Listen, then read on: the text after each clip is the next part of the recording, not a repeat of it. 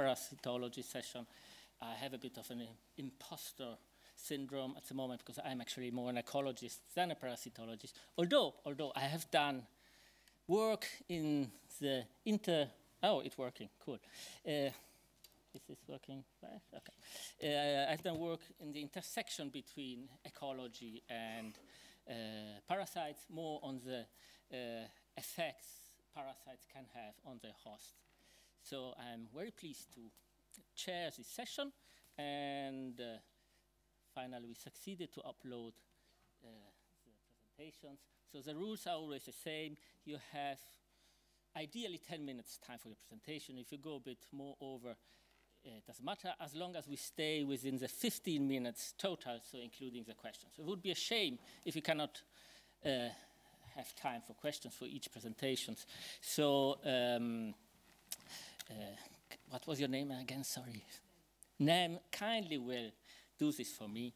So that's a good thing. You will avoid big disasters, so she's doing this. So she will put up when 8 minutes are over and you still have 5 minutes out of 13 minutes time, and she will put the red sign with a 1 when it's only 1 minute is left. This would leave you still 2 minutes time for questions. Obviously, it would be nice if you succeed to make it a bit shorter. It gives us more time for questions. So we have still 1 minute time before start? No, I think we are right. Yes, so we can start, and we start with Roman Bick from University of Glasgow, which talked to us about the effects of host-relatedness on the frequency and outcome of cross-species transmission in a zoonotic virus. Thank you. You know how this works, right? Next, back, and this is the last point. Yeah. Good. Thank you. Yeah, thanks for coming. So over the next 10, 12 minutes, I want to talk to you about 2 projects that are currently going on in my group, which are both aimed at understanding how pathogens switch and emerge into novel hosts. And this question of host shift and emergence, of course, is quite a big issue in the context of emerging infectious diseases. Just to use Ebola or avian influenza here as 2 illustrative examples of the scale of the problem once a pathogen is able to establish in a novel host species. Whenever we have a situation like that, there's certain conditions that need to be fulfilled. So obviously there needs to be contact between the origin, the reservoir of infection, and the novel host. And that contact, that exposure needs to result in infection. And at that point we can talk about cross-species transmission. But only if that cross-species transmission actually then is perpetuated in a novel host can we talk about host shifts. So I want to make a distinction between cross-species transmission and host shifts here for these obvious reasons. In terms of what we really care about, of course, is when the pathogen becomes established in that novel host. So we know a little bit about what predisposes certain host species or what makes these host shifts more likely. And we know that more closely related species are more likely to experience this phenomenon. And just to illustrate that, if we think about some of our own most important zoonotic diseases, such as HIV and malaria, both of which we can trace back to origins in some of our closest relatives, chimpanzees and gorillas, respectively. And on the right hand, we see an example from my colleague and co-author, Daniel Stryker, who a couple of years ago very nicely showed that for a suite of North American bat species looking at rabies transmission, that species that are more closely related share or experience cross-species transmission more commonly, and as species become less closely related, cross-species transmission becomes more rare. And that's a well-known established pattern in ecology. We have lots of other examples that illustrate this. So we know this pattern quite well. What we don't know so well is what actually underlies it and what are the mechanisms. So what changes about the host-pathogen relationship as a pathogen enters into a novel host? And so that's the first thing I want to show some data on to address that type of question. And then secondly, does it actually apply across different taxonomic scales? So as we specifically look at more closely related species, is there a point at which species actually become essentially equivalent, where that distance effect drops away? And that's going to be the second part of the talk. And I'm going to discuss this in the context of rabies virus, which I think is a very interesting system to study this. because it is a virus that on the one hand is very much a generalist, it's able to infect, cause disease, and ultimately kill all mammals, because that's the ultimate outcome of infection. But at the same time, it's only maintained by a relatively small suite of species, all of which are either carnivores or bats, essentially. So what's even more important in this context is that these reservoir species are associated with strain-specific variants. So wherever we have rabies in a particular locality, such as in Europe, red foxes, or in North America, maybe raccoons, it's one species that dominates transmission. So given that it's a generalist on one hand, but a specialist on others, what prevents the virus from shifting between species more frequently? What are the barriers for rabies host shifts? So the first data I'm going to show is from a meta-analysis that's conducted by a PhD student of mine, Nardes Molense, who actually went back to data that we didn't collect, but that were published, some of which was published many decades ago, of cross-species infection experiments involving rabies, where researchers took the virus from a naturally infected host and then infected either the same species or another species. And so we have data there for close to 50 published studies involving over 1,000 inoculations. And in all of these cases, we're interested in, first of all, what's the length of the incubation period, so from infection to the first symptoms. What's the length of the morbidity period, so the symptomatic period, which is significant because that's when transmission actually happens. And then finally, the death of the animal.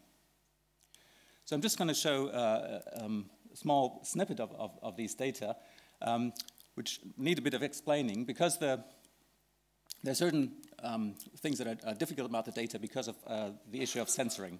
So we don't necessarily, from these experiments, know when exactly the animal died, so we have interval censoring. There may also be individuals that were removed before the end of the experiment, which causes right censoring. So these are all issues that we need to deal with in the statistics. So this is what explains the somewhat strange distribution of the data here. You can see the days survived on the y-axis as a function of the phylogenetic distance between different hosts. What I want to draw your attention to is the median time to 75% survival. So that's what we measure here, because we can estimate that quite precisely. And if you look at the median time to 75% survival for infection, if we take the virus and infect back into the same host, the length of that is 25 days. But this then declines to 22 days in more distantly related hosts, and for even further genetic distance, that reduces to 19 days. So we can say that viruses kill faster in a more phylogenetically distant host. The virus kills faster, and that can very plausibly have an effect on the ability of the virus to establish in a novel host and potentially prevent these host shifts from occurring. Now, I mentioned earlier this nice example of North American bat rabies done by Daniel Stryker and then subsequently Nunefaria, where they looked at a pretty broad range of species. So these are 3 different bat families across North America, and a total of 17 species. What we can tell from that is what changes as we look at more closely related species. In principle, it could be that much of the pattern identified here is actually driven by the very large distances between some of these species. So we were interested in what happens if we look at species within the same genus, and for that focused on the genus Myotis, which is a genus within this family here, that's species rich both in Europe and in North America, where we focused on a data set from New World Myotis species. So these are 10 Myotis species that we had data for. These were collected by my colleagues, Susan Naden-Davis in Canada. Here you can see the distributional range and the color code showing the range, but also representing the host identity in this phylogeny. So there's a phylogeny of rabies virus from these different hosts, isolated. And in a very simplistic way, you can think of the color changes along this tree as our means of inferring where the virus switched between different hosts. So there are statistical ways to take this kind of pattern and estimate rates of cross-species transmission from these types of data. And doing that, I'm sort of comparing here to the analysis done by Stryker, Daniel Stryker earlier, to our study here. You can see that we have fewer virus sequences in our data set. We also have 10 species as compared to 17. And the most important difference here is in the maximum host divergence. So we have, compared to the over 30 million years previously, we're only looking at divergence of about 10 million years among species within the Myotis genus. We can then think about the possible transitions that we have between these different species, given that we had 17 earlier. You can think of the pairwise matrix of 17 species that defines all the possible transitions. With 10 species, obviously, we have fewer transitions. We can then ask, how many of these possible transitions do we actually have statistical support for in terms of seeing cross-species transmission? And whereas before this was true only for 19 out of 272, so just 7% of the possible transitions were represented in the original data analysis by Stryker, we saw this to be true for 27 out of 90, so 30%, fourfold increase in the number of cross-species transmission events in these pairwise matrices. So consistent with our prediction, we saw much higher cross-species transmission among these closely related hosts. But contrary to previous analysis, we found that phylogenetic distance actually doesn't seem to matter at that point in terms of explaining the frequency of cross-species transmission. So here we have the number of cross-species transmission events on the y-axis as a function of distance, and you can see that while there's a fair amount of variation, phylogenetic distance certainly is not able to explain this. So we were hypothesizing at that point that maybe as phylogenetic distance becomes less important, maybe ecological predictors would become more important as a consequence. So maybe now that phylogenetic distance doesn't constrain transmission, maybe it's the ecology of how these species interact.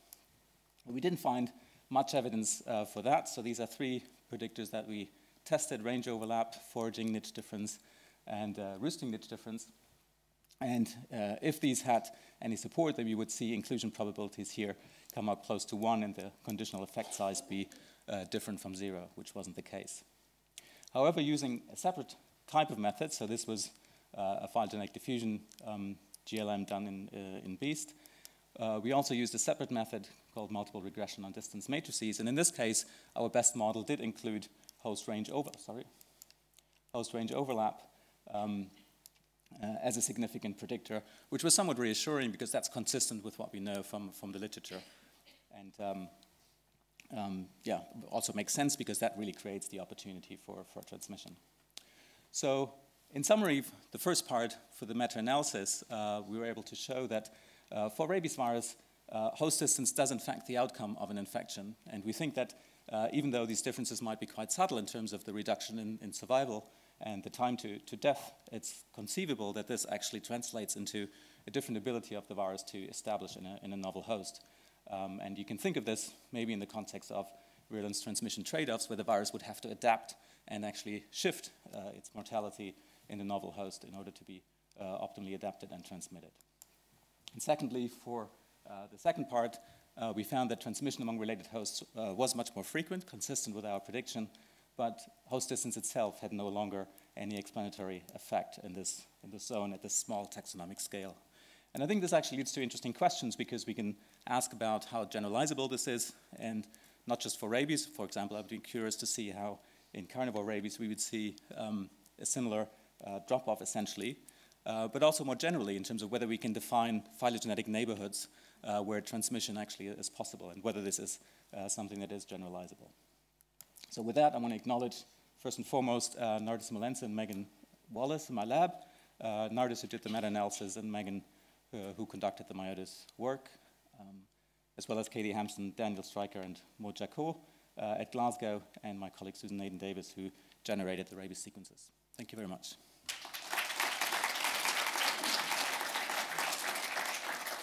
Thank you very much.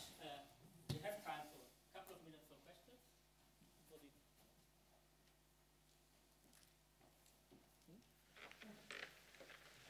Yes. Do you have any explanation for why the phylogenetic distribution pick out any factors that you then found were Yeah, I was a bit surprised by that as well, but no, we haven't been able to really identify that yet. Yeah, I would have expected that the range overlap at least comes through, even if it was a weak signal, which it did. We did try different iterations of this. In this case, we used all species, all the 10 species separately. Some of them are not very well defined. These are species that actually are not differentiable based on their mitochondrial DNA. So we also tried species clusters, and in this case, the range overlap did come through. So it might depend a little bit on the specific setup of the data set. Thank you very much. I think we have no time for another question. Thank you very much. It was really, really interesting. And I would like to invite Rebecca Brown, our next speaker, who will talk to us about spatial heterogeneity in the Plasmodium environment. Thank you. Yeah, so today I'm just going to talk about malaria vectors in Sabah in Malaysian Borneo, but with a particular focus on vectors of Plasmodium nosai malaria. So vector-borne diseases are responsible for 17% of the world's infectious diseases and cause more than 1 million deaths per year. So one such vector-borne disease is malaria, and although significant progress has been made over the last 15 years in reducing malaria incidence, as you can see from this, Plasmodium falciparum incidence map for 2000 and then for 2015. However, we have new problems to tackle, such as emerging vector-borne diseases, which occur as a result of ecological change, such as the transmission of Plasmodium nosai in Southeast Asia. So this is a Plasmodium nosai parasite. It's naturally hosted by macaques and some species of leaf monkeys, and is transmitted by anophelines from the Leucosphaerus group. So as an alternative to monkeys, these mosquitoes also bite humans, which results in Plasmodium nosai human infection. So one area in particular, in Sabah in North Borneo, they've reported high numbers of human nosai cases. The hypothesis is that emergence is due to land use change, which is the largely deforestation to accommodate palm plantations. Currently, there's a large interdisciplinary project going on in Sabah called Monkey Bar. We are investigating the mosquitoes, the macaques, human behavior alongside land use to understand how these interact to result in transmission. So my PhD project is a collaboration with Monkey Bar, but with more of a focus on mosquito vectors and habitat, and to understand about human exposure. So the general hypothesis is that humans are more at risk from Plasmodium nosai malaria in the forest. These Leucosphaerus mosquitoes are commonly known as forest dwelling, and historically experiments concluded that humans would only become infected in the forest because that's where they would come into contact with these vectors. However, more recently, from a study in the northern part of Sabah in the Kudat district, a study looked at 3 different locations and found Anopheles balabacensis as the primary vector of nosai in this area. They found this species was in 95% of their collections. Oh no, the species comprised 95% of their collections, and as well as finding high abundances in forest areas and in secondary subsistence farming areas, they found high abundances around the home. So this suggests a change in vector behavior with the land use change, but because this information is only coming from a small region, it's risky to assume that this is the same for a wider geographic area where the nosai infections are occurring in humans. So my research aims were to investigate how mosquito vector abundance and diversity vary across land use types on a broader geographical scale, and to look for other environmental determinants of malaria vector abundance, such as altitude, which has been shown in other malaria endemic countries, particularly in Africa, that an increase in altitude results in a decrease in mosquito abundance and diversity. And then lastly, to determine if Anopheles balbicensis is the dominant nosai vector across a wider spatial scale in Sabah. So to address these aims, we selected 11 villages for which had previously been visited by the Monkey Bar Project to collect data on community malaria prevalence. So we selected villages to span a wider geographical and ecological range than what's already known for the Kudat district. So just to get some context, the distance between Kudat and Ranau districts are approximately 150 kilometers. The most low-lying village we selected was about 9 meters high, and the highest was at 1,200 meters above sea level. So we selected 11 villages over 4 districts, and during March to June of this year, we visited 1 village per week and sampled 3 different habitat types per village. These were the peridomestic habitat, which is just defined as the sort of garden area around the home within 5 meters of a house. Farming areas, which could be different crops, vegetable crops, palm plantations and rubber plantations, and then also forest patches. So we collected mosquitoes in different points. So within each habitat, we moved every night. And staying in the village for 3 to 4 nights, this resulted in 126 unique sampling points. So we used the human landing catch technique to collect the mosquitoes. This is when people sit out at night in teams of 2 and collect any mosquitoes which land on them using plastic vials. Other techniques have been trialed in Sabah for collecting mosquitoes, but none have proven as reliable as this technique for collecting the malaria vectors. So people collect mosquitoes from 6 to midnight, and this is to include the peak biting time of Anopheles balbicensis, which is 6 to 8 p.m. And in the lab, we did we identified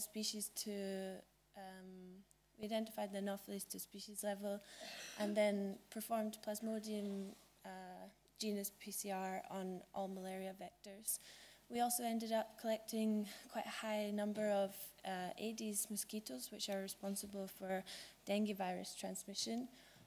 So we decided to test these for NS1 antigen in the lab as well. We used GLMMs to test explanatory variables for malaria vector abundance.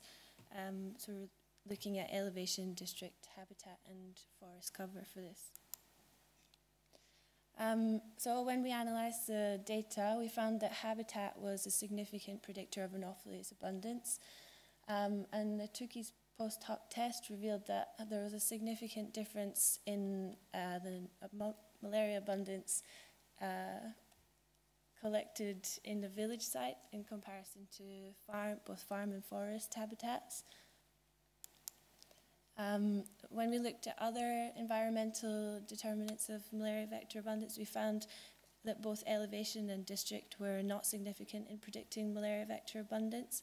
You can see from this graph, from the mean vector abundance per night, that it was really variable between different villages, which is why we're getting high significance here.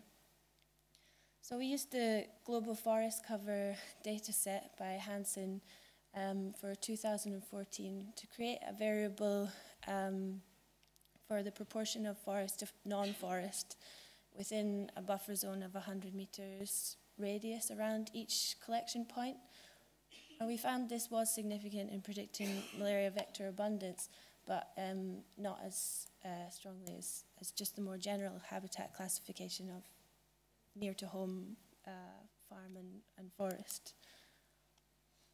So overall, we collected 4 different malaria vectors, and with the PCR in the lab, we found one of the Anopheles balbicensis was infected with Plasmodium gnolzi.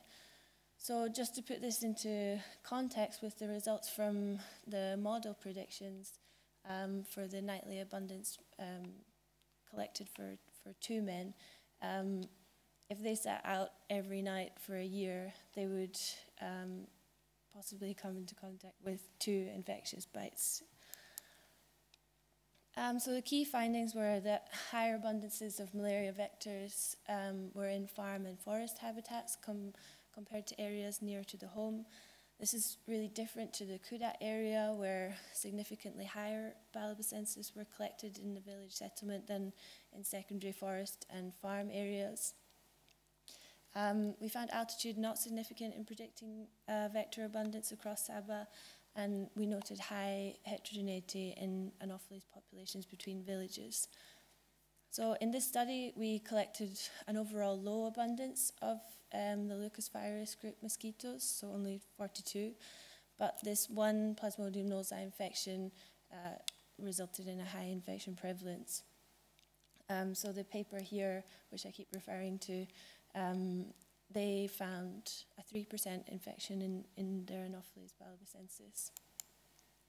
So the implications of this study are just to note the high variability in malaria vector ecology between villages, which means we need to be cautious about making generalizations on mosquito vector populations and malaria risk from sampling at few locations.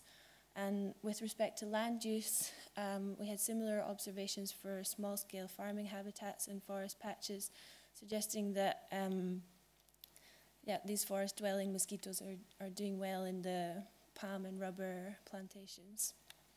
And then looking at control, because gnolzi vectors are exophilic and bite in the early evening, bed nets and insecticide spraying the homes is quite ineffective. And because our study found low vector abundances around the home, this might mean we need to become a bit more creative in the future about vector control. So I just want to thank everyone at Glasgow University and University Malaysia Sabah and Monkey Bar and everyone who helped me in collecting the mosquitoes and the local communities that we visited. Thank you.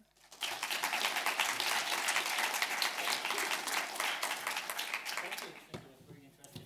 Thanks. Any questions? We have some time for questions. Yes, over there. Did you use the landing catches to calculate abundance and item? I just used to calculate abundance, yeah. Any other questions? I just, both.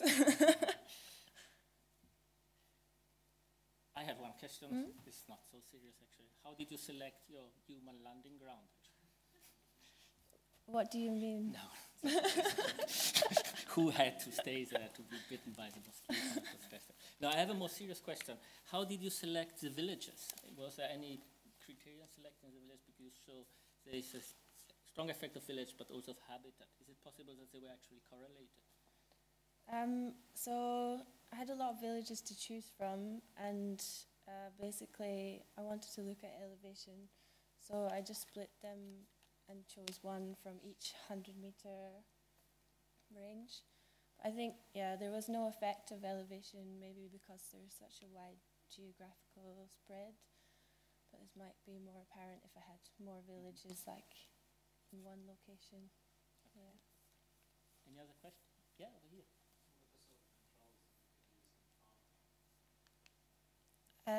I don't know, maybe insecticide spraying different areas, or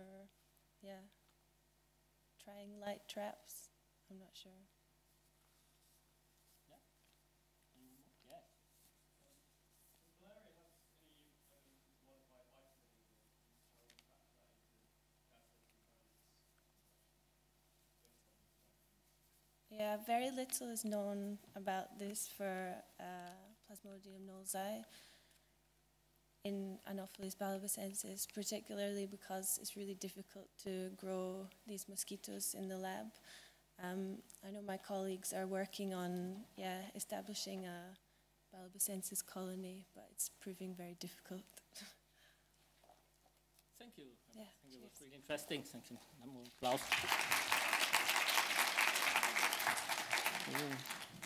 Okay, can I invite, please, Franziska Brunner, who's talking to us about parasite pressure acting through an eco-evolutionary feedback. Thank you.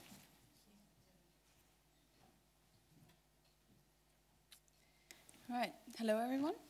I'm Franzi Brunner. These days I'm a postdoc at Liverpool University, that's why it's up there. But I have the pleasure today to speak about some of my PhD work, which was completed at the institutions below.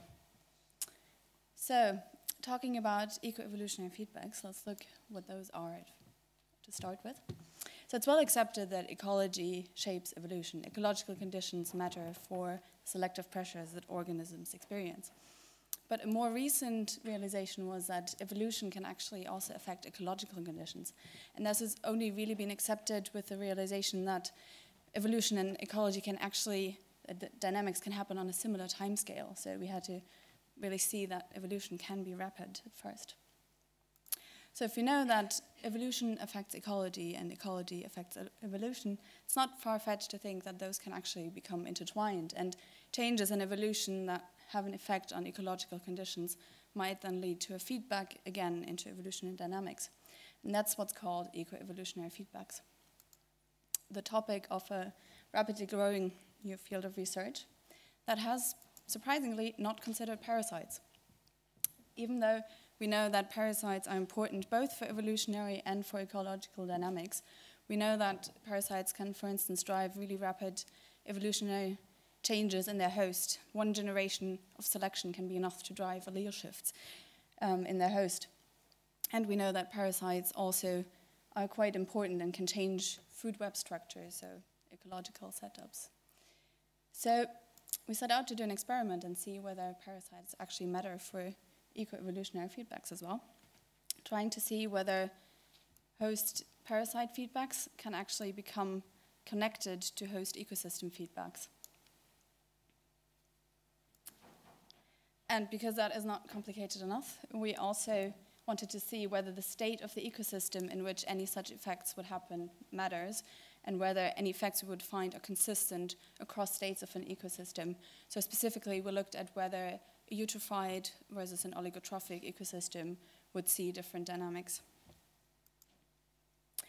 The study system we used is a 3-spine stickleback, which is an ideal study organism for such kind of questions because we know it rapidly adapts to local conditions, forms these different ecotypes for which you see a couple of examples here. For instance, there's lake versus stream ecotypes that can be very close by to each other but are locally adapted.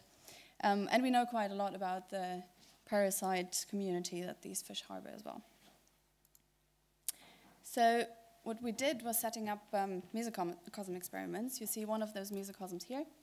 And a lot of the people that were involved. So this is quite a lot of work, and I want to point out particularly Jaime Anaya Rojas, who was a second PhD student on this project, and half of the work is really his, I have to say.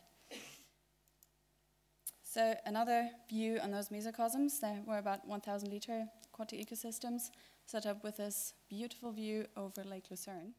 Wonderful workplace, I can recommend.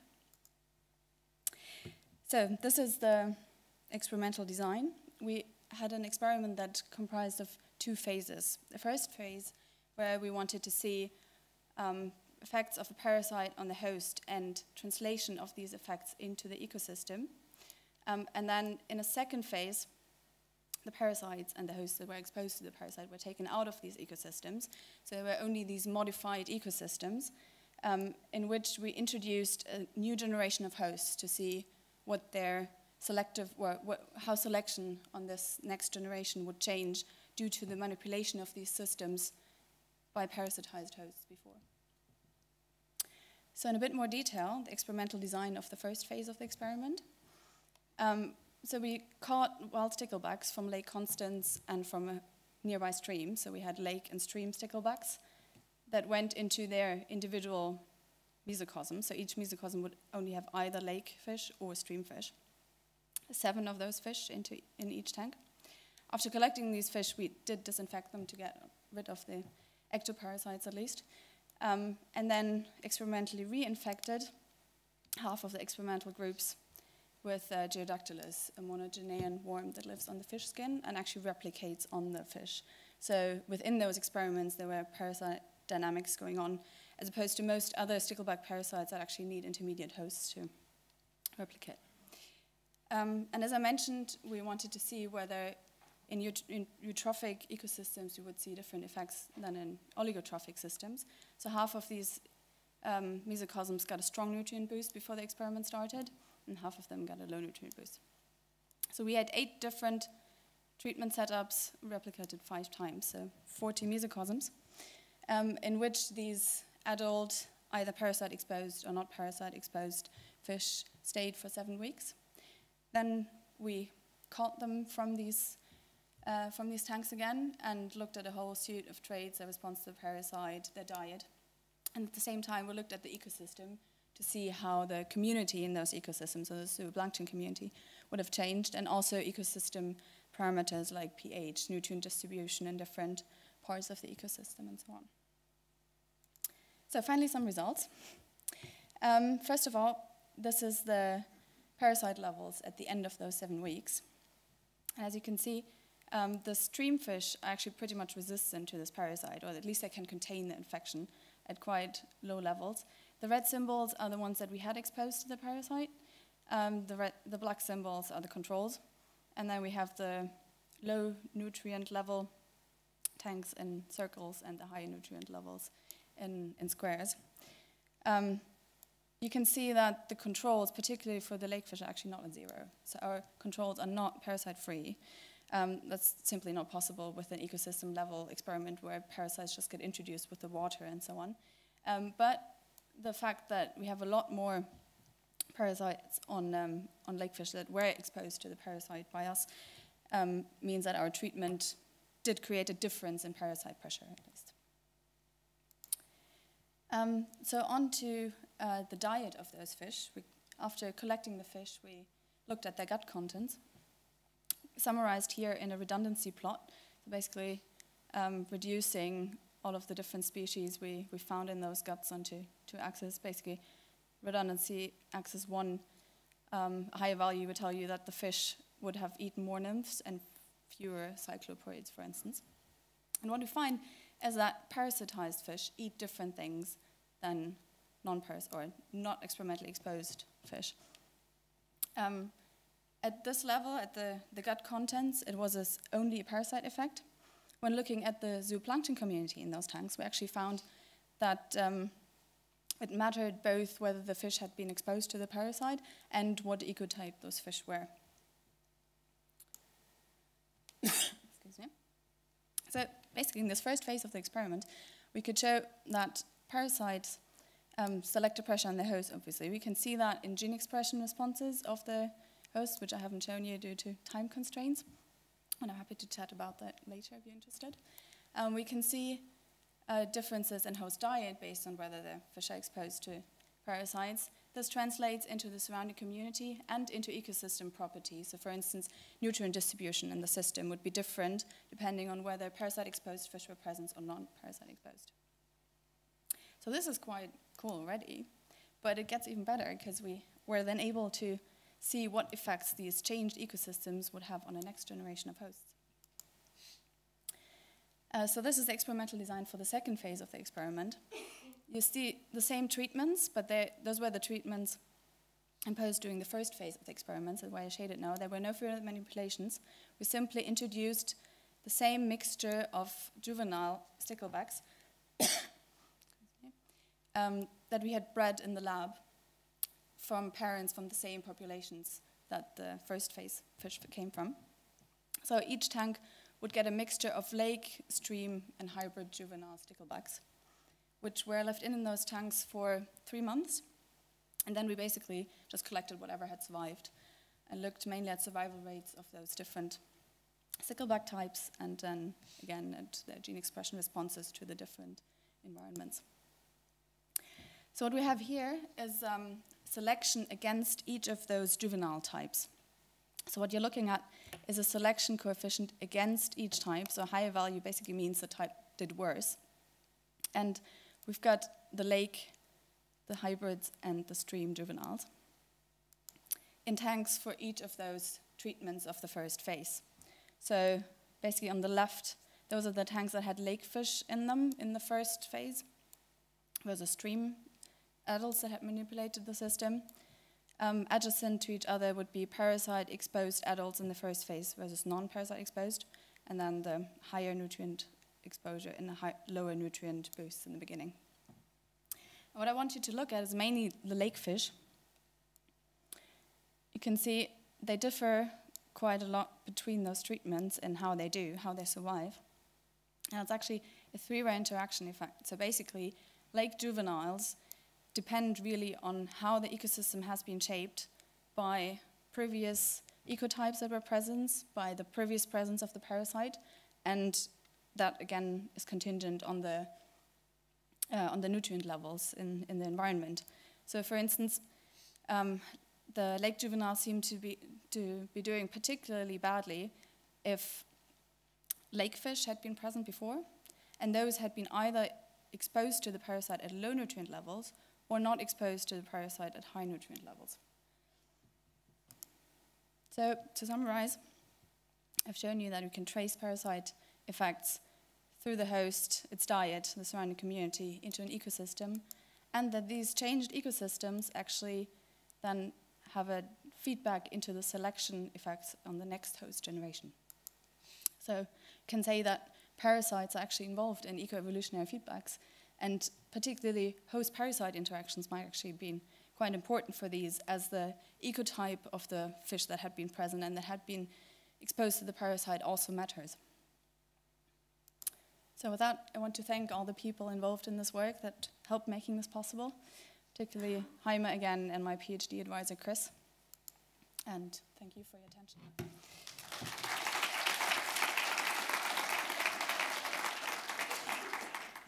Thank you very much. It was really fascinating.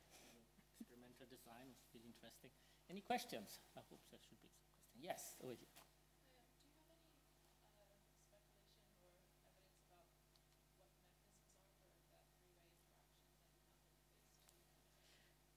Well, one downside of such a huge experiment is that you can't really tease apart the mechanisms. You find the effect, but there's so much going on.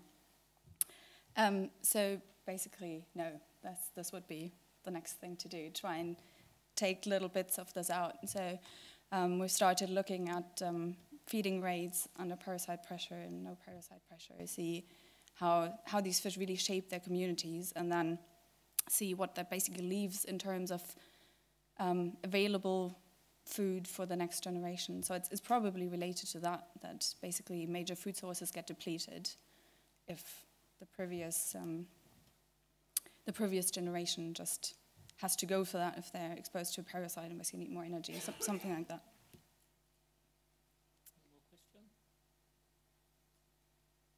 I have one. How do you think this is really interesting, but of course in Mesocosm is artificial situation, which of course we need this kind of studies, but do you envision this could be somehow studied in the wild? Well, it's true. It's very difficult since you have to control for things, and obviously in a wild population. But there's a lot of experiments with sticklebacks in more natural mesocosms, so cages in lakes, for instance.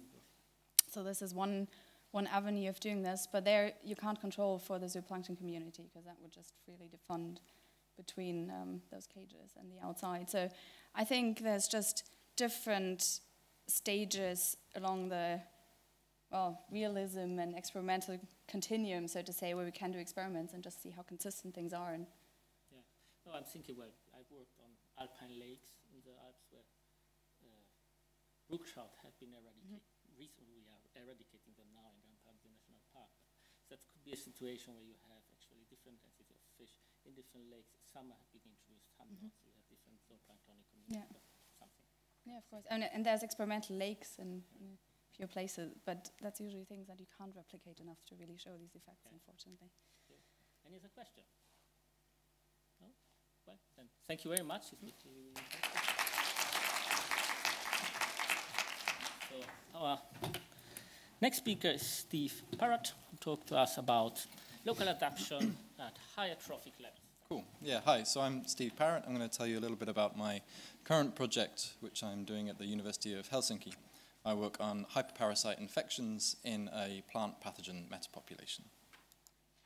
So we kind of think of pathogen infections now within this context of community ecology, and that's mostly because we know pathogens co-infect hosts alongside one another. But as an extension of this, of course, we have to think that pathogens also suffer infections of their own. They have their own hyperparasites. And so on the surface, this looks a little bit like a kind of classic predator-prey base-producer interaction, but actually it is slightly different. And so my boss and I recently published a review paper on this idea of what hyperparasitism really is and how it might affect the epidemiology and the evolution of infectious diseases in nature. And so essentially what we think could be going on is that hyperparasites have the ability to impose like a top-down controlling effect potentially on pathogen populations, because they can modulate things like virulence, transmission, population sizes, and stuff like this. Now, reasonably, hyperparasitism is probably quite common in nature, and it probably occurs at all different levels of biological complexity. So everything through from kind of hyperparasitoids, infecting parasitoids, infecting arthropods, for example, through to phage and plasmids infecting pathogenic bacteria. And just as a quick example of how important hyperparasitism might be in driving the evolutionary ecology of disease, there's this famous example of chestnut blight fungus.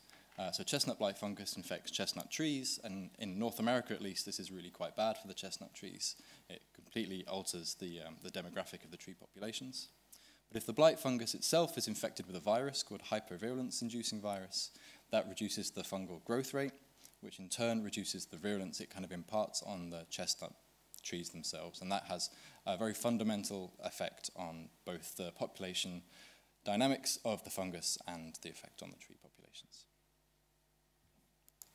So anyway, despite the fact that I think hyperparasitism is probably really common, and I think it's kind of really important, we actually don't really know a lot about it in natural populations. And so we're kind of asking really basic questions, just like how common are hyperparasites, what dictates their spread in pathogen populations, and do we ever see evidence that hyperparasites and their pathogen hosts could be under any kind of evolutionary relationship? And that's what I'm going to show you today using our model system. So I work on a powdery mildew fungus. This is our pathogen. Powdery mildew infects ribwort plantain, a very common grassland plant. There's a lot of them around Liverpool, in fact. And so the powdery mildew starts to manifest as these white, fluffy little lesions on plant leaves in the summer. And that's what this is the growth of these tiny little spores here. And it uses these to disperse via wind and create epidemics throughout the summer season. And it also produces these tiny little golf ball type things, which are its overwintering spores. So the same pathogen can reinfect populations year after year.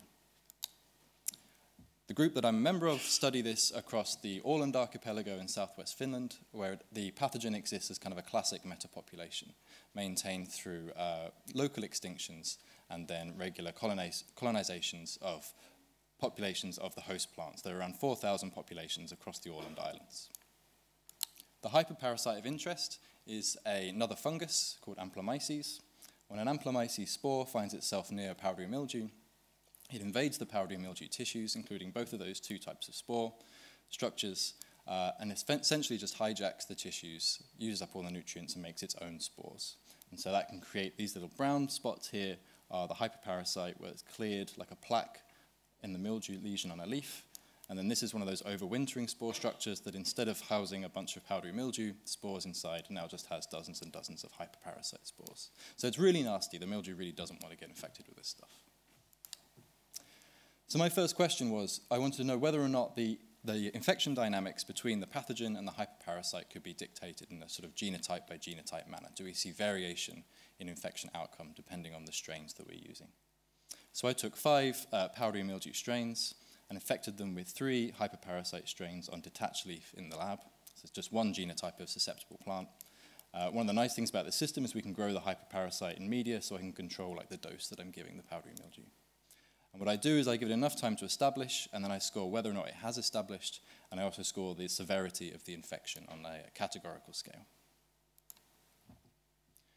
So what this figure is showing you is actually the height of the bars isn't particularly important here, that's actually just the sample size. What I want you to look at is the proportion of the bars that are grey, And what that's showing you are the failed hyperparasite infections. That's where the hyperparasite, say hyperparasite 2, couldn't infect powdery mildew designation E. And what we see in terms of infectivity is that is dictated by the interaction between the hyperparasite identity and the pathogen identity. Then the proportion of the bars that are either blue, green, or pink, they're the three different sort of severity categories that we measure the hyperparasite growth with. And that isn't dictated by the interaction between the two strains, but rather just the main effects of either hyperparasite or mildew. So, for example, hyperparasite 1 seems to be able to infect everything and does so very severely. So, okay, so I've seen sort of variation in these strains, and I should have said these are all allopatric to one another, collected from the Åland Islands. So we know that there's variation in the natural population. The kind of question is, well, why? The really nice answer to that would be that potentially there's some sort of local adaptation going on, something like this. So I ran a second experiment, which is kind of similar to the first one, in that this time I have 6 hyperparasite strains. I expose them to 3 sympatric mildews, so that's from the same population across the Åland Islands, and then 15 allopatrics, so it's just the sympatrics from the other hyperparasite strains. And again, I'm just scoring infectivity and infection severity. But this time I'm interested in the contrast between sympatric and allopatric. And what we would hypothesize is if the hyperparasite is locally adapted, then it should be much better at infecting the sympatric mildews than the allopatrics. Statistically, it falls out that there is a sympatry-allopatry effect in that the hyperparasite is better at infecting the sympatric mildews, and when it does infect, it's more severe when it does so. But any quick eyeball of this figure will show you that that effect is being driven quite strongly just by 2 of the hyperparasite strains, potentially this guy as well. And in fact, across the remaining 3 hyperparasites, 2 of them, in fact, actually are doing better on allopatric mildews, and one of them just really didn't infect anything very well at all. I can offer you a whole bunch of explanations as to this variation.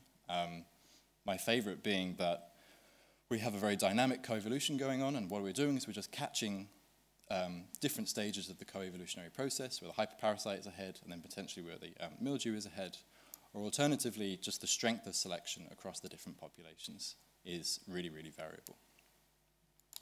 But regardless, what we've seen is that there's variation in infection outcome depending on the strain identity of the hyperparasite and of the mildew. And so we're interested in how the mildew spreads and how the hyperparasite spreads in nature. So is there any effect of this in our field populations? So I went to the Åland Islands and I surveyed around 70 populations initially because I just wanted to get a handle on just how common is the hyperparasite in nature. What I found was that at least at the population level, the metapopulation level, it's really common. So of these 70-odd populations, over 3/4 of them had some evidence of hyperparasite infection.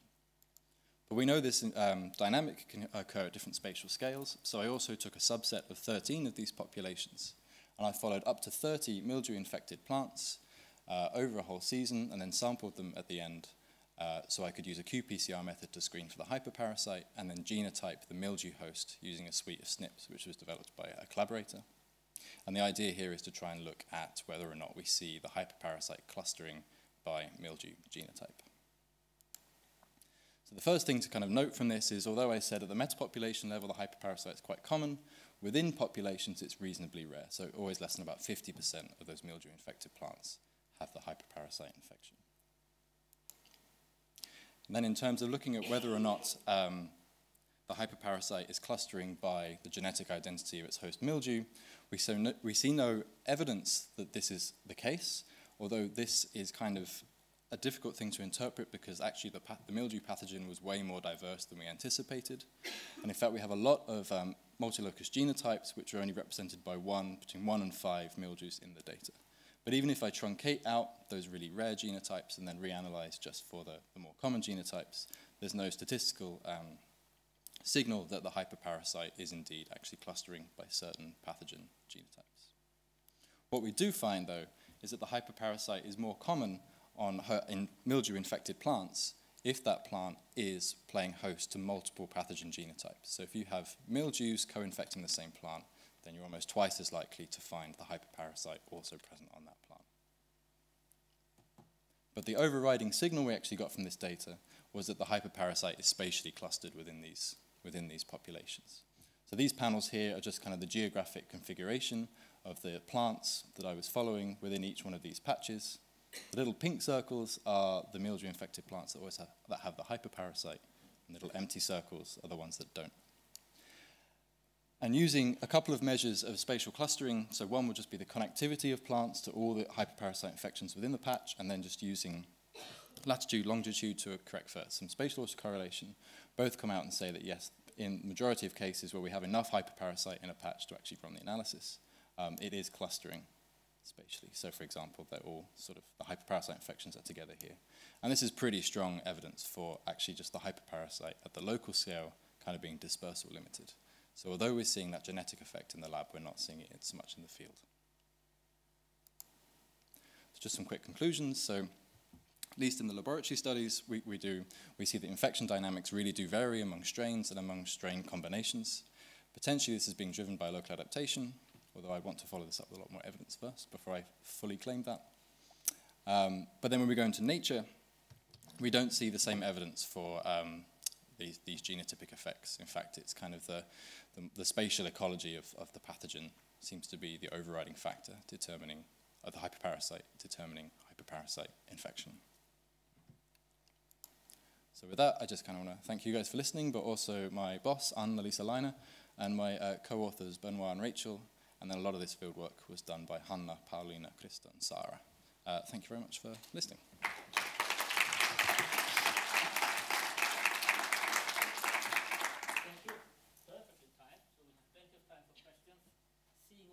Islands, you understand how metapopulation theory was born in Finland, actually. Yeah, it's a shame. There's a whole session going on about it right right now. now. Right now. So. Any questions, please? No? Do you? Well, I try to break the ice. This is really interesting. I'm not much into plants, but this is really, really interesting. Are there any examples of this theory, this idea of hyperparasitism in animals, actually? Yeah, so I guess like the most obvious examples would be things like phage infecting pathogenic bacteria, or like so symbionts within insects, for example. A lot of the key phenotypes they express have been linked to the phage that are present in those genomes. Okay. Yeah. Yes, over here. Okay.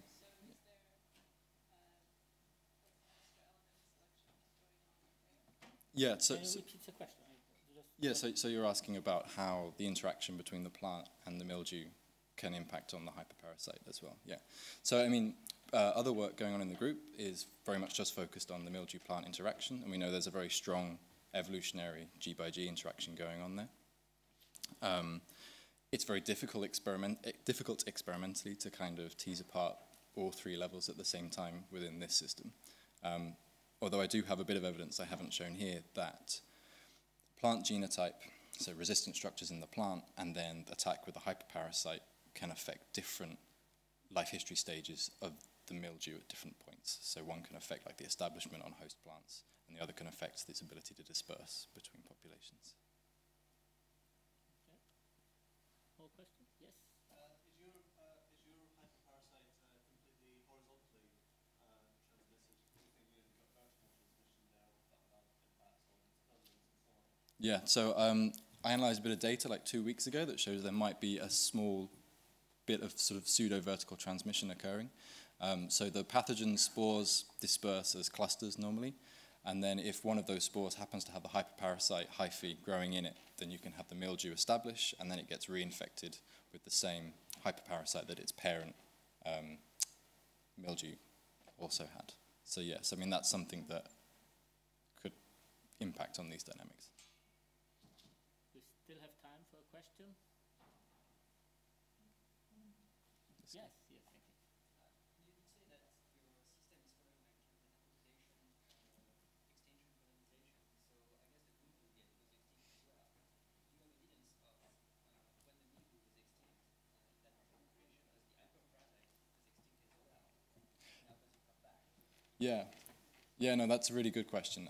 So Ampelomyces is kind of, the literature is really mixed on just how host-specific different Ampelomyces lineages can be. So our evidence that it's kind of fairly specific in this data is unusual. So the standing hypothesis would be it uses other mildew hosts in population. So when our mildew goes extinct, then there's other reservoirs that hyperparasite can reinvade from.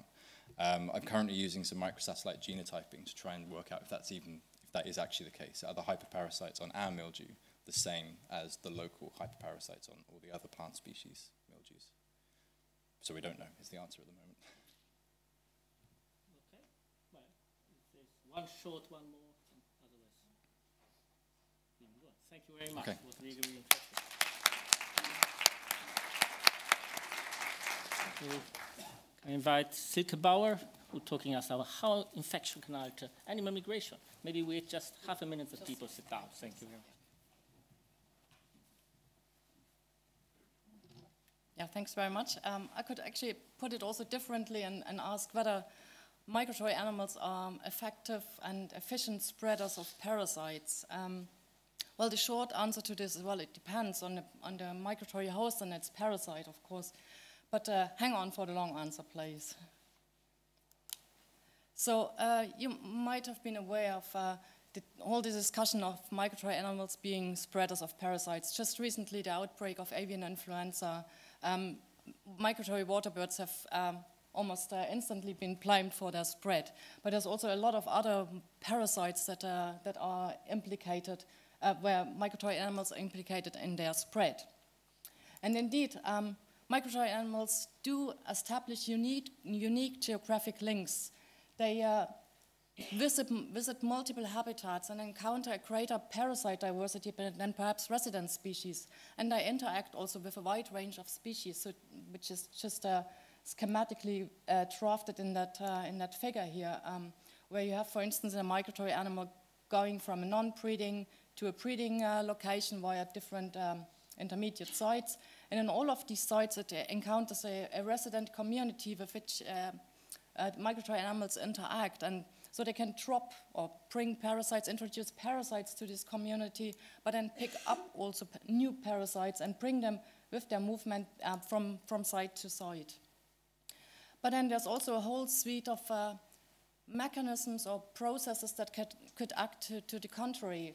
So the geographic spread of parasites is actually dependent on migrants becoming infected prior to departure and successfully migrating whilst they are infected. And it is quite known that parasites change their host's physiology, behavior, and performance, so that could actually counteract this spatial spread. One important suite of mechanisms that in which parasites could change the performance of the host might go via body stores, actually. So that parasites could either decrease the accumulation of body stores or increase its consumption. For instance, the intake of food could be reduced when parasites cause a loss of appetite or more resting behavior in their hosts. The assimilation of energy and nutrients could be reduced through, for instance, reduced surface area in the intestines or decreased passage time. But similarly, the consumption of body stores could be increased through increased locomotion costs. For instance, again, when aerodynamics is changed from parasites, or the parasites increases maintenance costs, like through higher metabolic rates or energy and nutrients that go directly to the immune defenses, or through also to energy and nutrients that the parasite directly consumes. And that will all lead to a decrease in body stores that are available for the host, and that will again change the distance that they can cover before they need refueling on migration. And again, that will lead to perhaps a reduction in migration speed, but certainly in a change of the timing of migration, arrival, departure, staging times, but then also to changes in the routes, so which stopover sites they choose. And of course, directly it can also influence survival and reproductive success. But so this is one big suite of mechanisms through the body stores that can act, but there's actually a whole lot of also different processes that parasites can affect, starting from the physiology. They could change metabolic rates, energy balance, or immune responses. They could change energy budget, daily activity budgets, for instance, increasing the resting time, what I just said. change migration, timing and routes, but then ultimately also the fitness through reductions in survival or reproductive rates. When we look at this in a bit more detail, as we currently do with avian malaria and passerine migrant hosts, we find that, for instance, metabolic rates have hardly been changed between infected and uninfected hosts. That was quite surprising. We don't know yet about the daily energy budgets, the daily activity budget, sorry. But we know that migration behavior is changed, as you just see in this graph of a few long-distance migratory animals, migratory passerines. And what you see is that the prevalence over time increases. So that means on this passage area, you have more parasitized individuals later in the season. That indicates that these parasitized birds tend to arrive later than uninfected conspecifics. And we now know also from other studies that these malaria parasites can shorten telomeres, they can accelerate senescence and lead to a reduced lifespan in their hosts. Okay, so but this is all really important to know what happens in reality, so in the field, but we could actually also use a reverse approach and ask how much does infection have to alter host behavior before it affects migration. So, and we used also a theoretical approach, so as a complement, to complement actually the lab and field work, and asked whether we can predict migration behavior, so the timing and the routes of migration and body condition of migratory animals, assuming particular mechanisms of parasite effects.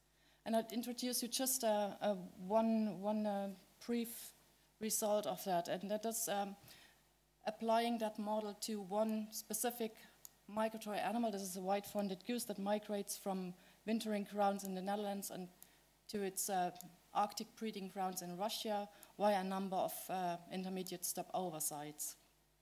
So what the model yields in its default setting, we get predictions on which sites they use and for how long, and the body condition that the geese have on average, or also individually, over that time. So the black dots or lines here show you just the population average, and the gray is the individual variation around that.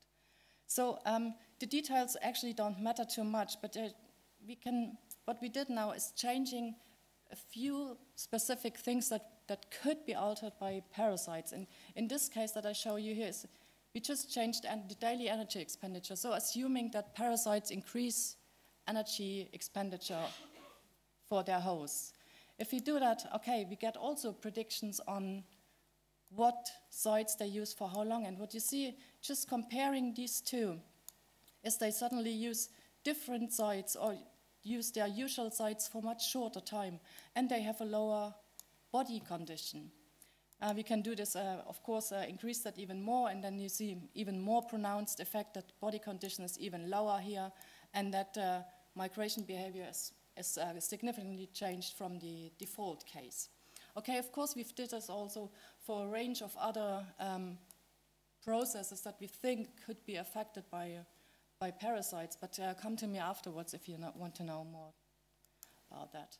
So, not only from our own work, both theoretical work, but also the empirical work, but also from other studies from the literature, we know that by now, I think, that parasites can alter migration subtly, but significantly, and that these effects are likely to be specific to host, parasite, but also environment systems. And just modeling infected migrants shows that even small changes in any of the tested mechanisms can lead to changes in the routes and the timing of migration. And that body condition is also altered, indicating the potential for physiological stress and potentially cascading effects. So the next step would be to use actually the knowledge that we've gathered so far in an epidemiological context. So again, I'll show you just a little toy model that we've developed. It's a network model that is an epidemiological network model, so we have a spread of parasite in that network, but we have also added a migration step to that, so very simple again, from starting to a destination site. And we've changed two basic things from that, and we changed migration synchrony and we changed migration phonology. And synchrony is only that individuals could either depart all at the same date or really spread out over time. And then the second thing was changing phonology, so migration phonology relative to the phonology of parasites in an environment. And just follow the prevalence in the population as an important output measure.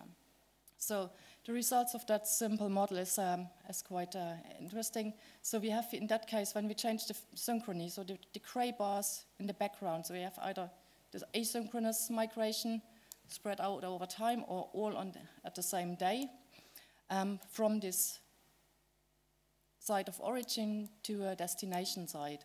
And the lines show you the resulting prevalence in the population. And the only important thing is that there are differences simply by making migration more asynchronous. So the more asynchronous, the lower the prevalence in that population is. Similarly, we have also changed the phonology. So this is just introduced a period where parasite pressure from the environment is increased and changed where this period occurred relative to migration. So it could either coincide with migration, this is the gray area here also in the background. It could be way before migration or it could be after migration. And again, the lines indicate resulting prevalence in the population. So interestingly then, the prevalence in the population, of course, is also different at the destination site, even if there's no difference, if there's no increased parasite pressure in that destination site. And it's the highest when migration coincided with this period of increased parasite pressure. And I mean, obviously it was lowest when they had all already left before parasite pressure increased. So when we come back to the original question, so how does infection alter animal migrations? I think we're at a point that we really have to take the trouble to identify the mechanistic pathways of specific parasites in their hosts and identify the magnitude, but importantly also the time scales and the cascading consequences of parasite infections. Then use this knowledge in an epidemiological context to finally get an idea about the consequences of these changes in migration for parasite transmission and prevalence to ultimately predict the location, timing, and magnitude of disease incidence. So we actually have to combine two approaches, so the epidemiological, but also the animal behavior view, to say whether migratory animals are efficient spreaders of parasites. Thank you very much. Really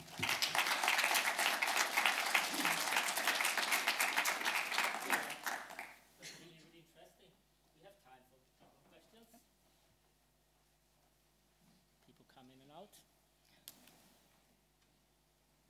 Have you thought, oh yes, here, I start here. Yes. Yeah, please. You showed some data about late arrivals being more heavily parasitized. Yes. Is the causality necessarily clear there, especially for seasonally transmitted disease? It might be that the ones that started later were Yeah. others weren't. Yeah, this is that's like yeah, you're right. I mean, this is there's no causal pathway that we can deduce from this from the pattern that we observed. Therefore, we have actually initiated this experimental infection to have this whole cascade of consequences that we can identify. You know, the physiology, whether there are changes, but also whether the infection actually changes daily behavior and migration behavior. So with this pattern, we can only, indirectly say, okay, it seems that,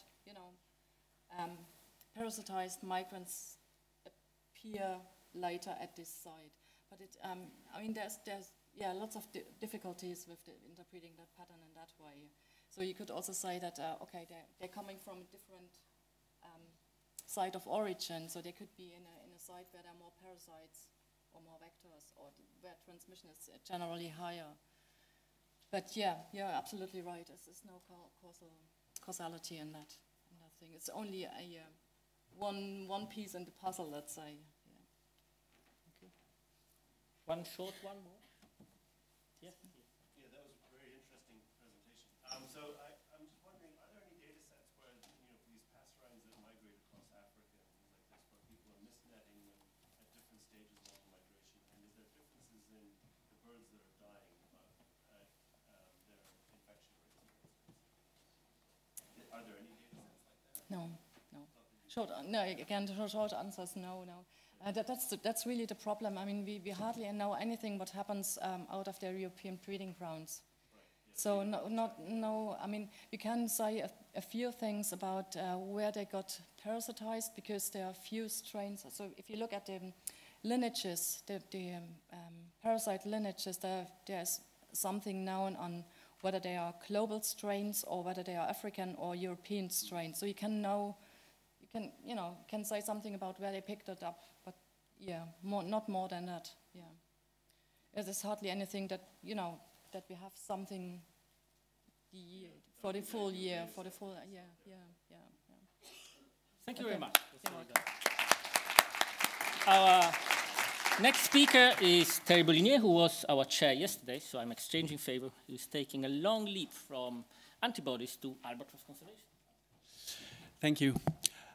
So yes, I will be talking about the ecology and evolution of the maternal transfer of antibodies. The work has involved many collaborators based in my group in Montpellier and in other groups. Some are in the room, such as Romain Garnier or Sarah Berth. So what is the transfer of maternal antibody?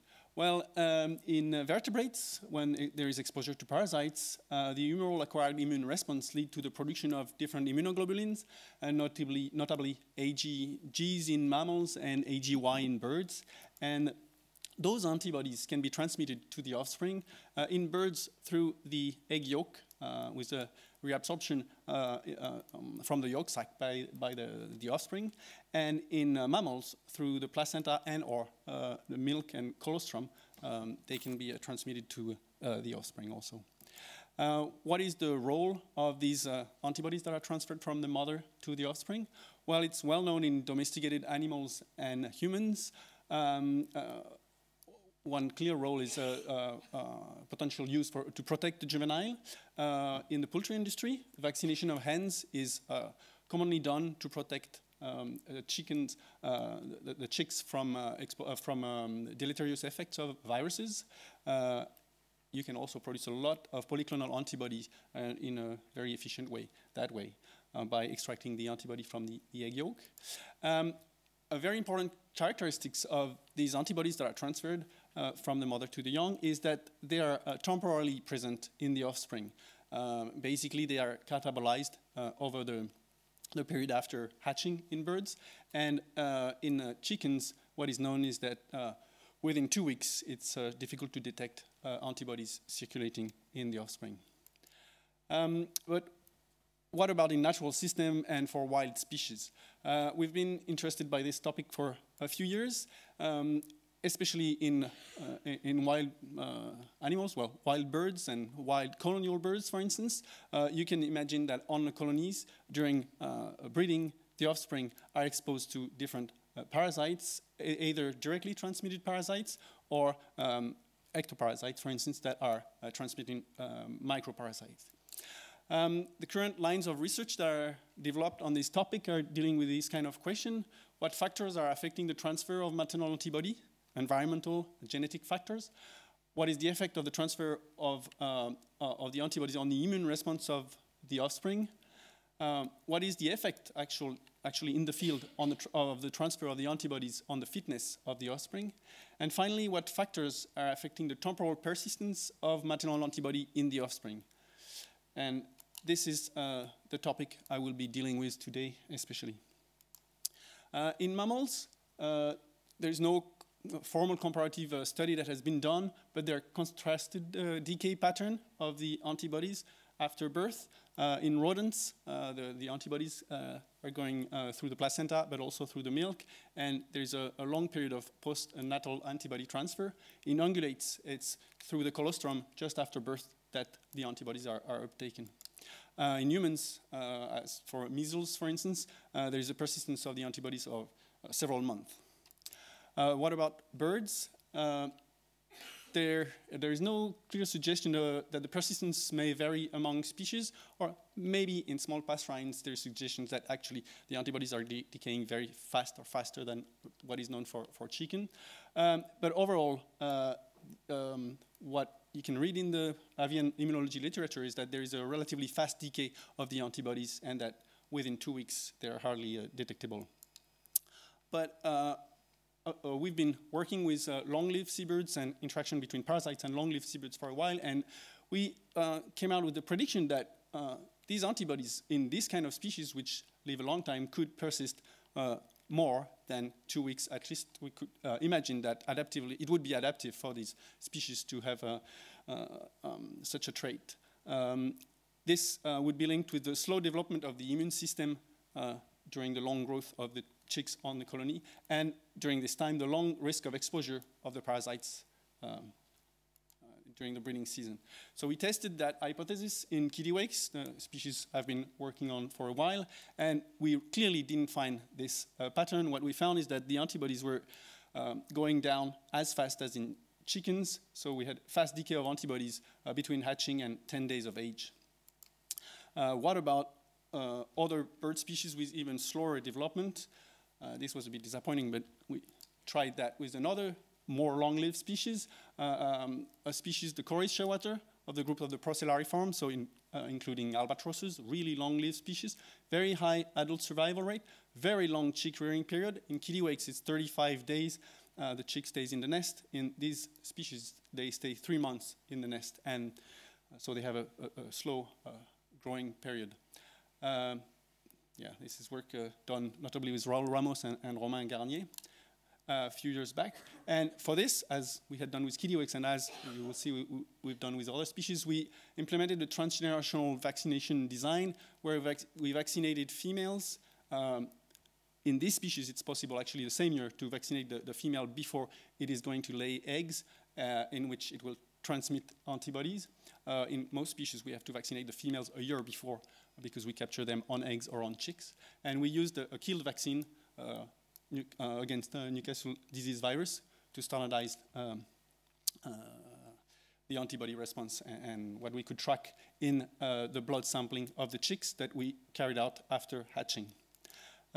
We did this for chicks of vaccinated mothers and chicks as controls from non-vaccinated mothers, and we're using a competitive ELISA that allows us to compare the antibody level between chicks within a species, but also among species. And what we got, these are kind of old results, but what we got is that, as expected and pretty clearly, the antibody level in the female at the time of laying is highly correlated with the level of antibody that you find in the chick at 5 days old. But most importantly, at 10 days old, the level had gone down very slowly, and we could still get a very nice correlation. And this is actually because in this species, the Corys shearwater, as we had predicted, the antibody level are going down very slowly, much more slowly than what we had found for kittiwakes, quails, or chickens, which within 2 weeks are going down to the baseline level. In the Corys shearwater, you have, well, it looks pretty bad with dots everywhere, but it's because you have a curve for each chick starting at different levels at the beginning. There's a saturation here. And so at 2 months of age, more than 2 months of age, we could still have chicks with quite a bit of antibody circulating. And from this, we can estimate the half-life of the antibody, which is about 25 days in this species from this study, compared to the 5 days of the chickens, the quail, or the kittiwake. So what about other species? We have started working with different groups to test that. So groups who had long-term study going on with different species and who knew how to to the birds the year after, after vaccination of the females. So we notably worked on the Isle of May with Francis Dont and Sarah Bird, and on European storm petrels with Anna Sanz. And so this is the results we got. So so we considered overall 7 seabird species. The results are not yet coming out for other species. And what we got is that we found weaker slopes of decay for the 3 procellariforms. So in addition to the Coris shearwater, which is in yellow here, we have the yellow-nosed albatross and the storm petrel that show a relatively slow decay and long persistence of these antibody, the antibody transferred from the mother, which is not what we found for the 4 other species, common guillemot, European shag, and rockhooper penguin, which have their antibody decaying fast as a chicken. So this is the relation we had predicted between the age at fledging and the maternal antibody half-life, clearly kind of confounded by a phylogenetic effect with the 3 procellariforms that are there. It fits well with what we had predicted, but there is this phylogenetic effect, of course.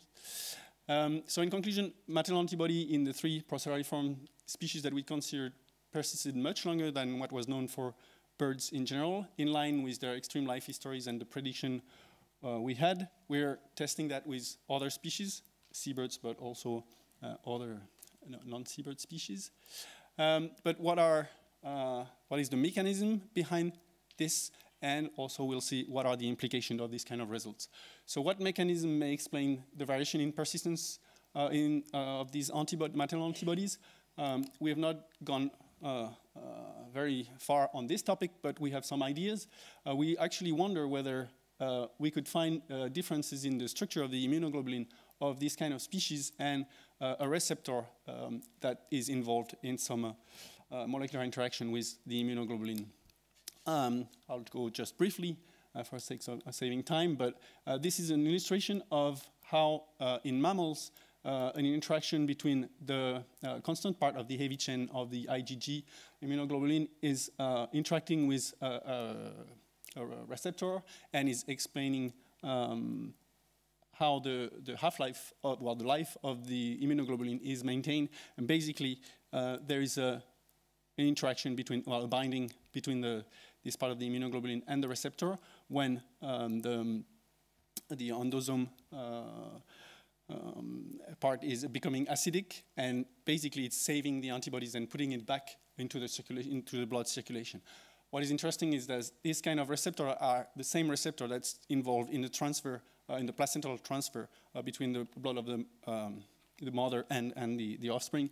And in birds, it's another receptor, FcRY receptor, which is also involved in likely in this kind of mechanism and in the transfer between the yolk and the chick, the young chick.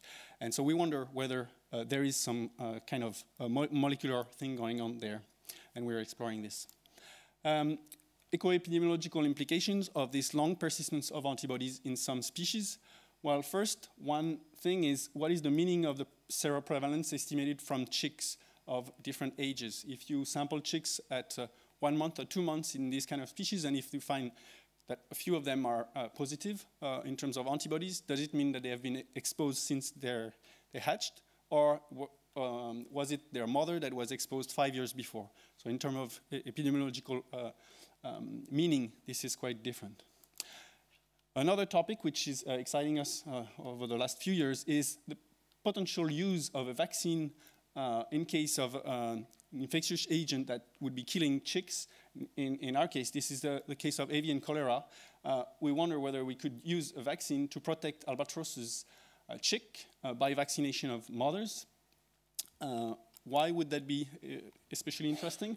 Well, a potential benefit is that we could imagine a protective effect that could last for several years. By vaccinating a mother, she would transmit antibodies over several years to her offspring, and thus we could potentially protect chicks over several years. This is just to illustrate the dynamic following Newcastle disease virus vaccination in the Coris shearwater. This is the baseline control, and you can see that after 1 injection of the vaccine or a booster with the blue one, you can have high level with some of the vaccine over several years in this kind of species. So about this possibility to use vaccination to protect an endangered species exposed to a pathogen, well, you have to fit a few conditions for that. You have to have an infectious disease that actually affect nestlings pretty badly, so that you could compensate with a protective effect of the immunoglobulin transferred. You would have to have an efficient vaccine inducing a long immunity in the mothers at least, and then a transfer of that immunity in the offspring every year. And so as a case study, after we found the results in the Corey shearwater, I contacted the group of Henry Weimerskich working in Subantarctica on this kind of species that had big problems with massive dies-off due to avian cholera in albatross species on Amsterdam Island in the southern Indian Ocean. So we started with Romain to model this kind of thing theoretically a few years back, and since then we have started working with the topic. This started by working with the production of a specific vaccine against the strain of avian cholera that is going around in this island. And then we've been, these last years, starting a field trial of the vaccine. On this very large colony of yellow-nosed albatross, there is 20,000 pairs of these species living on that island, but the population has been going down for 10 years and linked with really recurrent massive die-off linked with avian cholera. And so just I'll go through some of the first results we are getting on this. Following a vaccination at 2 weeks this year, we have a clear response of the chicks in terms of antibody response against the vaccine, with the control that didn't show any antibody against, or not much antibody against the avian cholera bacteria. And in this response is paralleled by a clear effect of the vaccinated group, which survived much better than the unvaccinated group, with the death risk divided by 2.5, so following vaccination of the chicks. So this was to test the vaccine on the chicks. What about the adults? Because the idea is to vaccinate females so that they would transmit the protection to the chicks. For the adults, they also responded to the vaccine. This is the graph, those adults vaccinated in 2013. But in terms of titers, they're not very strong, and they went down, and this was a bit disappointing.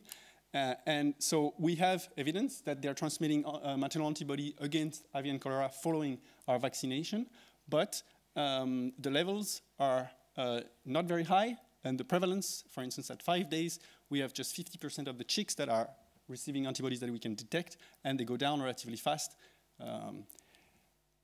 And in parallel to that, actually, we didn't find any evidence of an efficient protection of the chicks from mothers that we had vaccinated 2 years before. So we are working on optimizing the protocol by boosting the immunity of the mothers, but this is a bit less promising than the results of direct vaccination of the chicks for now. On this, I will conclude. So I hope I illustrated that maternal antibody transfer is an induced transgenerational effect with broad potential ecological and evolutionary implications. There is a need for integrated and comparative approaches on this kind of topic, including field studies coupled with modeling. We already have important results, but we still have ongoing investigation on key issues, and notably optimizing the protocol of vaccination for the use of the maternal antibody in this context.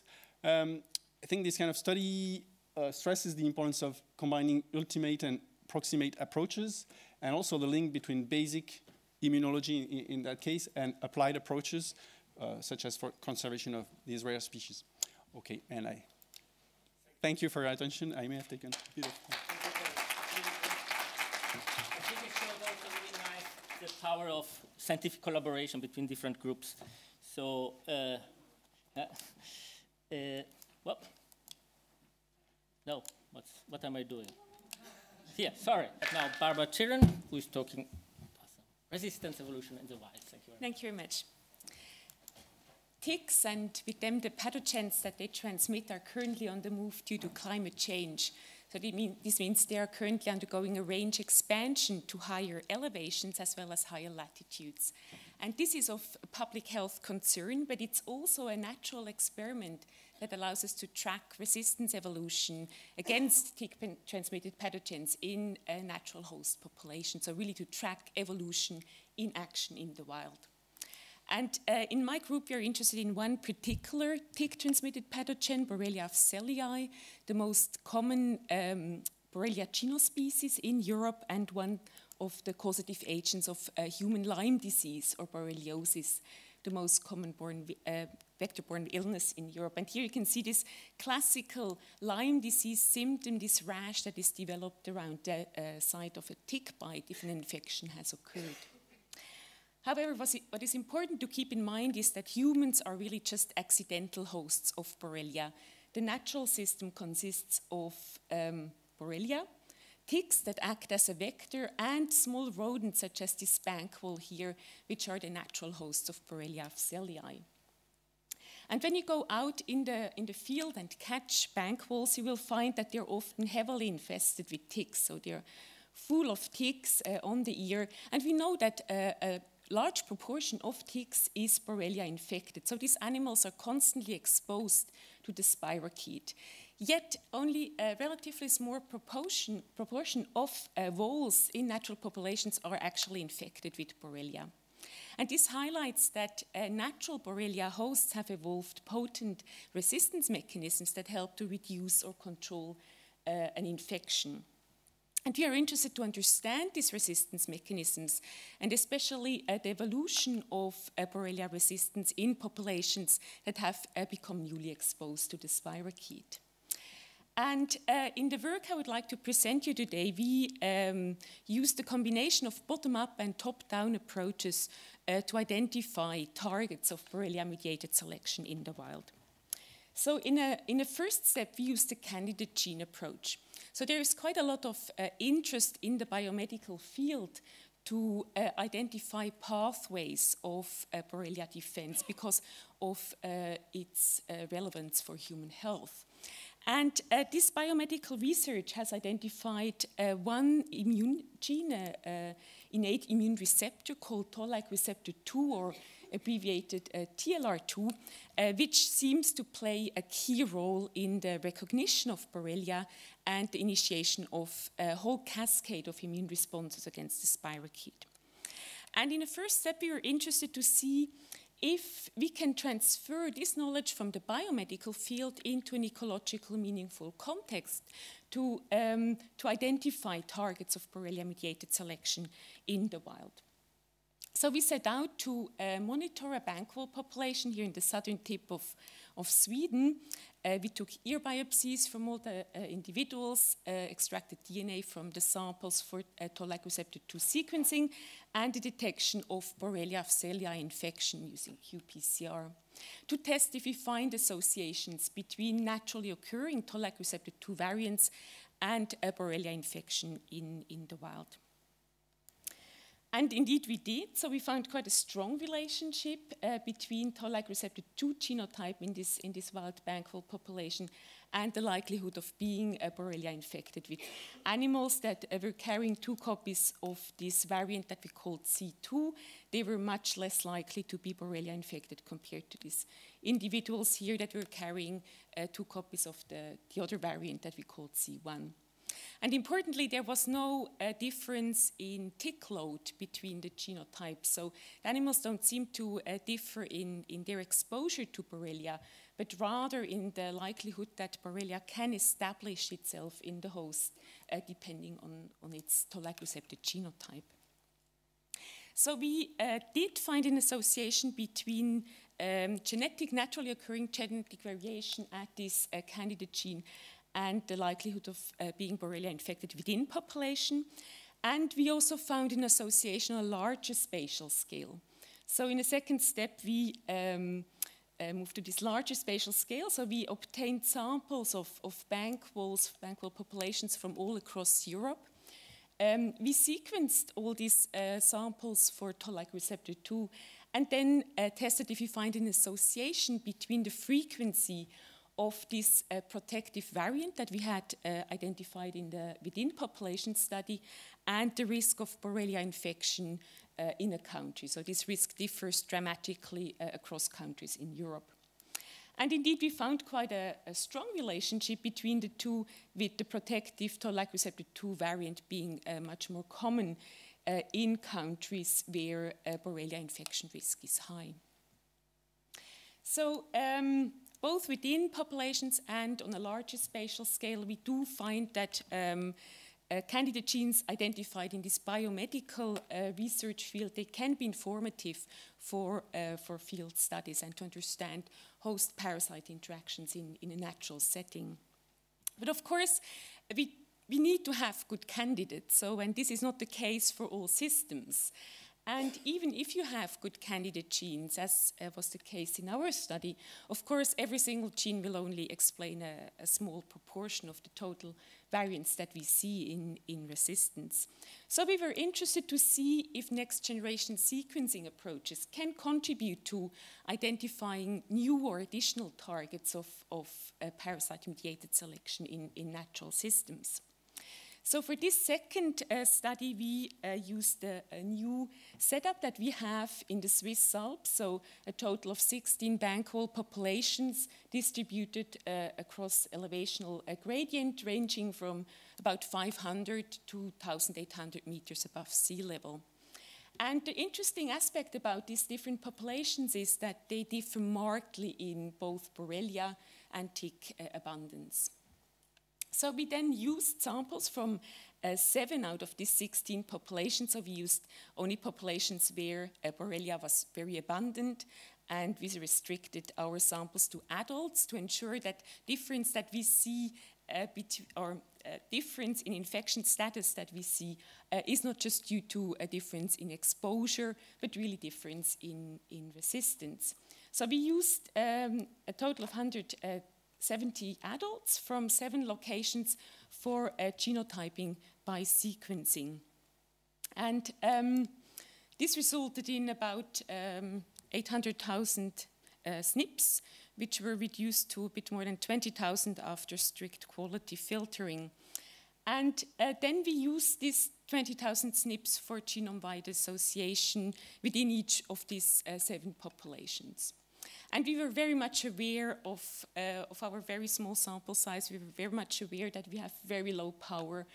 Genome-wide association studies in humans, they have often 2, 3, or even 4 zeros behind the sample size we had. So we were very much aware of this limitation. The way we dealt with it was that we relaxed the criteria, what we considered to be potentially interesting within each population. So we relaxed this significance level to a 0.1. But then we applied very strict across-population replication. So we only considered those SNPs further that showed this or fell into this group of potentially interesting in at least 6 out of our 7 populations that we studied. And when using this criteria, we ended up with 10 SNPs that we thought were interesting to explore further. And I will just focus on one SNP here, a SNP that fell into an exonic region, or more specifically into the exonic region of a gene called solute carrier family 26 member 4, a gene that encodes a protein called pendrin, which is involved in the transport of negatively charged particles across membranes. So that didn't sound very interesting at first, but it became more interesting when we started to look into the function of this particular gene. So we, for example, found that if you stimulate macrophages with live Borrelia in a Petri dish, this particular gene is upregulated. We also found that in mice that are knocked out for this particular gene, there is a difference in the expression of parts of the complement system, which we know plays a key role in the defense against Borrelia. And finally, mice and baboons that are infected with another bacterium, they also show an overexpression of this particular gene, and it seems to influence their inflammatory response against something that we know is very important in response against a Borrelia infection. So this sounded very promising, and we were keen to verify that this newly identified gene really does play a role in mediating host parasite interactions in our system. So we Sanger sequenced this gene for the whole data set, for all our samples that we had, as well as for all our populations, and then again tested for within population as well as across population associations. And we did find that there is an association within populations with animals that carry this rarer, at least one copy of this rarer variant A, this A allele. They were less likely to be Borrelia infected compared to animals that were carrying 2 copies of the more common variant G. And also across populations, we found that this protective variant A was more common in populations where we found that Borrelia prevalence in ticks was higher. So again, both within and across population evidence that this newly identified potential important gene does seem to play a role in vole Borrelia interactions. So my conclusion is that I think NGS approaches can contribute to identifying new or additional targets of parasite-mediated selection. There is a but. I think one has to be a bit lucky. We had only 20,000 genes, very small sample sizes, so very likely we missed out on a lot. And I mean, at the end, it depends on where these SNPs are, if they're close enough to a region that matters to pick up a signal. But if you're a bit lucky, I think it can really contribute to identifying new targets of parasite-mediated selection and help to move the field of eco-immunology and immunogenetics forward. And with that, I would like to thank all the people that were involved in these studies, funding agencies, and you for listening.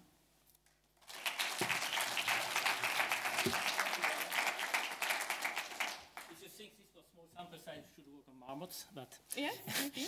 Any questions? Yes. So there's a gene called ECMAP1, which is also a solute character carriers involved in resistance to tuberculosis and things like that. Is your solute carrier related to that, do you know? I mean, there are a lot of these solute carriers, and I don't know how closely related they are functionally, but I mean, I don't know, but there are a lot of them, and yeah, they seem to play a role. They're not like classical immune genes, as we would maybe expect to come up in such a study, but they seem to play a role in a lot of different host-parasite interactions, yeah. Any more questions? Yes? You've identified protective variants, either in individuals or in populations, but obviously the flip side of that is that there are a lot of variants that are not protected that are being maintained long-term in these populations. Would you just like to comment on what's maintaining the variation in these? In genes that I did not look at now. No, just in the ones that you have there. I mean, you said that they're protective. Mm-hmm. Then why hasn't every population?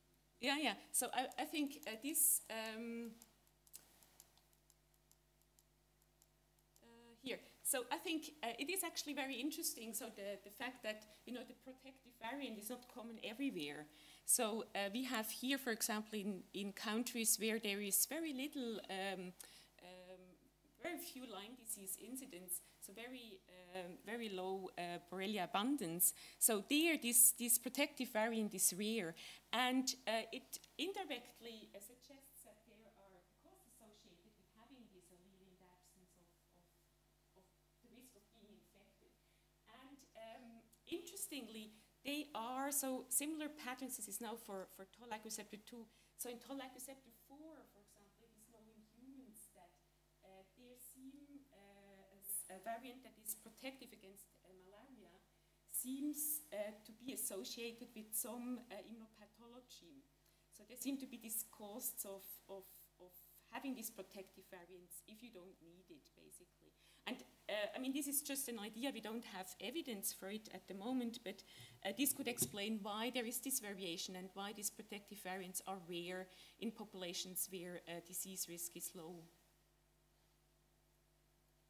Okay. Any more questions? You all want coffee? Okay, thank you very much. I thank all the speakers. It was a fantastic, fantastic session, which I really think teaches us that ecoparasitology is well and alive, and I should work much more into it. And I thank also the technicians and my assistant today, who get all the merit if everything went as smooth as it went. Thank you very much to everyone. Thanks.